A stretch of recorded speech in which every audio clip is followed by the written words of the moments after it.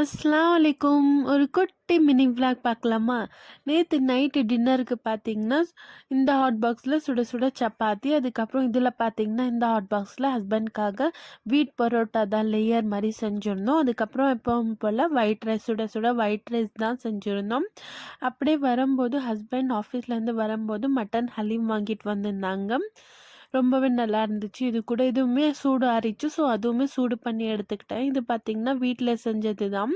Mutton pepper gravy ரொம்பவே நல்லாயிருக்கும். இதோட ரெசிபி வேணும்னா கமெண்ட்டில் சொல்லுங்கள். நான் மறக்காம வீடியோ ஷேர் பண்ணுறேன்.